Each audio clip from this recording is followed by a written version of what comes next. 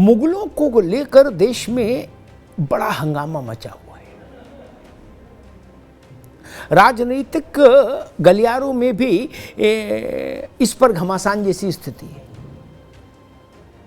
बुद्धिजीवी भी आपस में भिड़ रहे हैं, इतिहासकार भी गुत्थम गुत्था कर रहे हैं आपस में। कहा गया कि एनसीईआरटी ने मुगल वंश का पूरा कार्यकाल बाबर से लेके बहादुर शाह जफर तक का सब हटा दिया पाठ्यक्रम से। इसलिए इरफान हबीब जैसे जो इतिहासकार हैं वो कह रहे हैं कि बहुत बड़ा अत्याचार हो कर दिया एनसीईआरटी ने। एनसीईआरटी सफाई दे रही है कि भाई ऐसा हुआ नहीं है, एक सामान्य प्रक्रिया है, विशेषज्ञों की समिति ये करती है। लेकिन मैं आज जब देश की बात करने आया हूं आप लोगों के साथ, तो मैं एक नए दृष्टिकोण को आपके सामने रखना चाहता हूं। मुगलों के शासनकाल को इतिहास से हटाया नहीं जाना चाहिए, लेकिन हां, अभी जो इतिहास पढ़ाया जा रहा है मुगलों के शासनकाल का, उसका शुद्धिकरण बहुत जरूरी है। अभी जो पढ़ाया जा रहा है वो एक पक्षीय है, वो मुगलों के अनावश्यक महिमा मंडन से ग्रसित है। वो ऐसा इतिहास है जो ये बताने और जताने की कोशिश करता है कि मुगल आए तो हिंदुस्तान में कला आई, संस्कृति आई, स्थापत्य कला आई, भवन निर्माण की का शऊर आया। ये जो लाखों किस्म के झूठ हैं, ये हटने चाहिए। औरंगजेब टोपी सिलकर अपना गुजारा करता था। ये मोटे मोटे हरफ में इतिहास की किताबों में बच्चों को पढ़ाया जाता रहा, ठीक है। लेकिन ये नहीं बताते कि औरंगजेब ने एक बार शहर भर के फकीरों को खाने पर आमंत्रित किया और उसके बाद उनकी गुदड़ी उतरवा ली, क्योंकि उसको किसी ने बताया था कि इनके पास बड़ा माल रहता है। तो भिखारियों को भी लूट लिया बुलाकर। ये नहीं पढ़ाया जाए फिर। ये एक पक्षीय महिमा मंडन क्यों? अकबर महाबलिष्ठ, जब अकबर की बात आती है तो लोगों के दिमाग में मुगल आजम में पृथ्वीराज कपूर आ जाते हैं। बड़ी बड़ी मूछें, शेर जैसा शरीर। नहीं, उस समय के निष्पक्ष दस्तावेजों को देखें तो अकबर निहायत कुरूप, छोटे कद का, एक पैर में उसके समस्या थी, ऐसा बादशाह था। तो ये जो झूठ है नाना प्रकार के ना,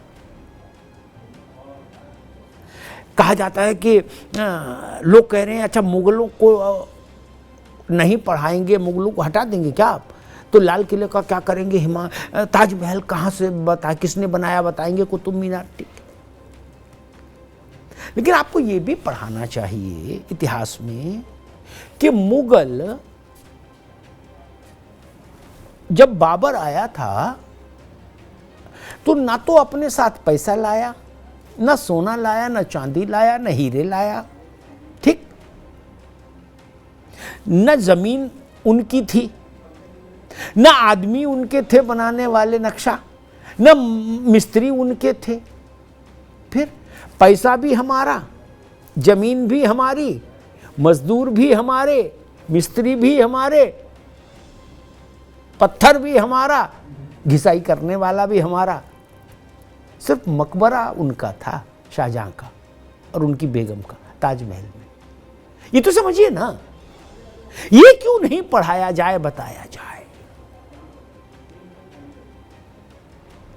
वो आए थे लूटने के मिजाज से, यहां अच्छा जम गया, यही रह गए। आप औरंगजेब का जब महिमा मंडन करते हैं तो ये क्यों नहीं बताते कि सोमनाथ में औरंगजेब ने क्या किया, ये क्यों नहीं बताते कि विश्वेश्वर महादेव काशी में औरंगजेब ने क्या किया? ये क्यों नहीं बताते कि औरंगजेब के समय मथुरा में भगवान कृष्ण के मंदिर की क्या, जन्मभूमि पर स्थित मंदिर की क्या स्थिति बनाई गई? भगवान बांके बिहारी का जो कृष्ण जी का जो विग्रह था, रत्नों से मणियों से सुशोभित, उस विग्रह को ले जाकर आपने आगरा की एक मस्जिद की सीढ़ियों में चुनवा दिया ताकि उस पर पांव पड़े। ये नहीं बताएंगे क्या? मथुरा को बचाने, औरंगजेब के अत्याचारों से बचाने के लिए जाट समाज के कितने लोगों ने नायकों की तरह व्यवहार किया और अपने प्राणों की आहुति दी। उनके नाम देश को नहीं पता लगने चाहिए क्या? झलकारी बाई आप जानते हैं? नहीं जानते होंगे, क्यों? उनका तो इतिहास पढ़ाएंगे ही नहीं ना। बिरसा मुंडा, देश की एक बड़ी आबादी उनको भगवान मानती है, कितने लोग जानते हैं उनके बारे में? रानी चेन्नम्मा, कितने लोग जानते हैं? बिजली पासी, बहुत ही कम लोग जानते होंगे कौन है बिजली पासी, जानना चाहिए। सुहेल देव, ये लोग जो भारत के लिए लड़े, भारत की आजादी बनाए रखने के लिए लड़े, आक्रांताओं से लड़े, विदेशी शासकों के खिलाफ जिन्होंने निर्णायक युद्ध लड़े अपने अपने क्षेत्रों में, उनका इतिहास नहीं आएगा? आप उनका ईमानदारी से इतिहास रख दीजिए, मुगलों को आईना वो ही दिखा देंगे ना। मुगलों के राज दरबार में किस ढंग की गंदगी खदबदाती रहती थी, उनके कैसे कैसे शौक थे, कैसे कैसे मिजाज थे, उस पर पूरा वृत्तांत है। और अब तो बहुत कुछ पब्लिक डोमेन में है। भारत के लिए कहा जाता है कि मुगलों ने भारत की सांस्कृतिक रुचियों को आगे बढ़ाया। भारत में संगीत का जन्म बाबर के समय हुआ क्या? नहीं ना।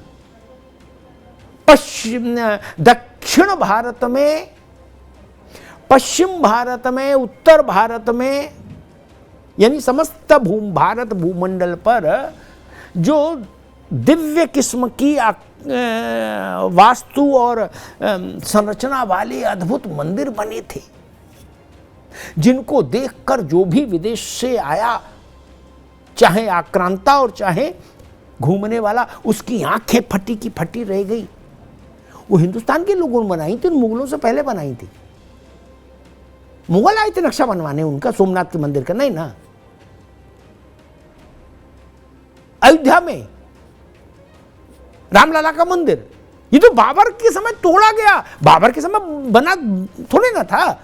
फिर ये वास्तु क्या मुगल लाए थे? दक्षिण के मंदिर देखिए, उनकी भव्यता देखिए, दिव्यता देखिए, मजबूती देखिए, कलात्मकता देखिए। और ऐसा बताया जाता है कि इस देश को लिखना, पढ़ना, बोलना, चलना, उठना, सारा शऊर मानो मुगल ही सिखा रहे थे। मुगलों को तो खुद ही शऊर नहीं था। उनकी चाटुकारों ने ऐसी एक छवि उनकी निर्मित कर दी। एक बड़ा जानवर भून कर रख लिया बीच में चौतरे जैसी चीज पर, और दो चारों तरफ बैठ गए दरबारी, उसी में नोच नोच खा रहे। और पिक्चर क्या दिखाई गई? मुगल आजम क्या बनाई गई कि लग रहा है कि नोश फरमा रहे हैं तो नेपकिन नेपकिन डाल के बिल्कुल कांटा छुरी से नहीं, वो बर्बर थे, वो लगभग जंगली थे। अफीम और शराब, मैं उनकी तमाम व्यक्तिगत रुचियों की ओर नहीं जाना चाहता, बड़ी गंदी और खतरनाक रुचियां थी। और उनके साहस को भी बढ़ा चढ़ा के पेश किया गया। क्या यह सच नहीं कि मुगलिया वंश के बादशाहों ने अपनी प्राण रक्षा के लिए कभी मराठों की का संरक्षण भी स्वीकार किया था? क्या ये सच नहीं कि मुगलिया वंश के बाद गए गुजरे थोड़े कमजोर और लुटे पिटे टाइप के जो बादशाह थे अंतिम चरण में, वो विदेशी आक्रांताओं को चिट्ठी लिखते थे कि हुजूर आप आ जाओ, एक बार तो हमारी जान में जान आ जाए। क्या सच नहीं? क्या सच नहीं कि उनकी स्त्रियां और पुत्रियां वो आक्रांता आते थे और साथ में ले जाते थे।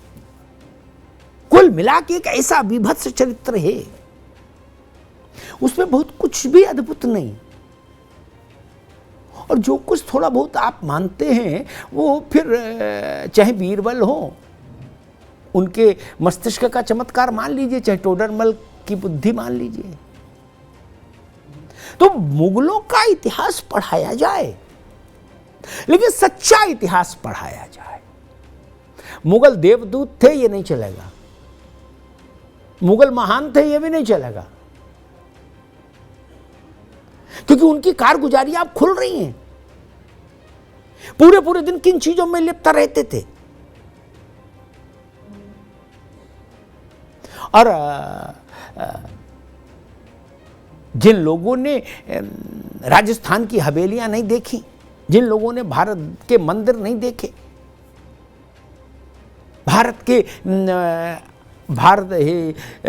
हिंदू राजाओं के महल नहीं देखे, वो लोग ये जरूर थोड़ा बहुत मांस कर चल सकते हैं कि शायद जब मुगल आए होंगे तभी सुंदर चीज़ें बनाने, सुंदर भवन बनाने की विद्या भारत को आई होगी।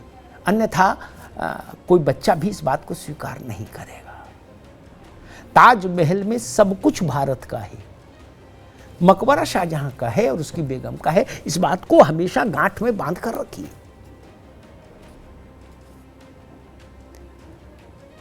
भारत के किले बेजोड़, अद्भुत, क्या ऐसी चीज है जो मुगलों ने बना ली? और सब लाख टके की बात, अगर मुगल इतने ही परिष्कृत थे, इतने ही अद्भुत थे, इतना ही गहरा राजत्व था उनमें, तो 1,00,000% का सवाल ये है कि मुगल जहां से आए, यानी बाबर जहां से चला था घोड़े पे बैठ के, वहां तो 2-4 ताजमहल बनवा के रखता पहले से, लाल किले नहीं।